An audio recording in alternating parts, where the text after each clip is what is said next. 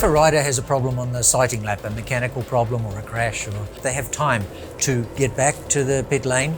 In the case of Moto2 and Moto3, they have only one bike. So he has to be able to get back with his bike, go to the pit lane, and the team can work on the bike. In MotoGP, they have two bikes. The regulation about bike changes means that in the sighting lap and before the grid procedure, you can change bikes.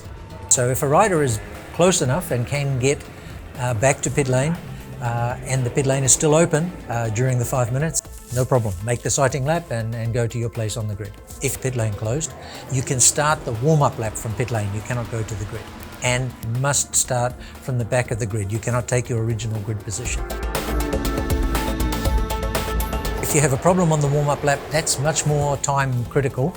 You must arrive to the start-finish line before the safety car. The safety car is following all the riders. So if you have a small problem and you can catch up and pass the safety car during the warm-up, no problem, go to your grid. If you arrive to the last turn before the pit entry, after the safety car, you must enter the pit lane. The safety car waits there and points the rider to the pit lane. The idea, obviously, is not to delay the start. And if your bike is ready and your team's ready, you can start the race from pit lane. Just before the start, it's a critical time. Everything is under the control of the starter, who's in the starter box. The principle is, if it's before the red light goes on, so the riders are just waiting and the red light is not on and a rider has a problem on the grid, we send an official and we push the bike off the grid. So there's a very small delay of a few seconds for the riders waiting. The bike goes off the grid and then the red light comes on and we can start the race after that. If the red light is already on, which means it's 2 seconds before the race start, it's too late. The light comes on and a rider has a problem. Immediately the starter declares start delayed. Everyone stops, stay on the bike.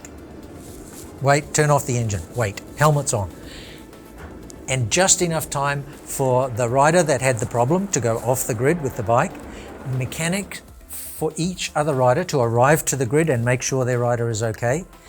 And as soon as every rider has a mechanic there, we start the countdown again from the 3-minute board.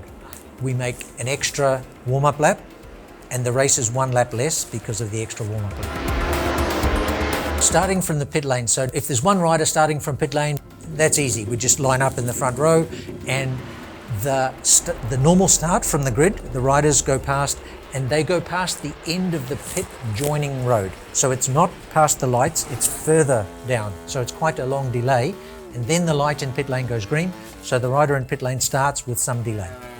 If there's more than one rider, we put them in the order of their qualifying in the pit lane, because it's known in advance. If it's the last minute, the riders come in to the pit lane on the warm-up lap and decide to start from there because, I don't know, the weather or whatever, some bike problem, it's too late to arrange the grid order.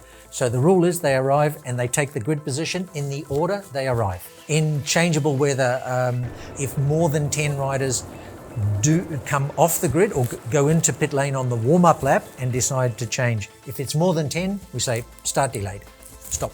So everybody stops, everyone goes to pit lane, set the bike up, and we have a quick start procedure. This is to avoid having so many bikes starting the race from pit lane, just for safety.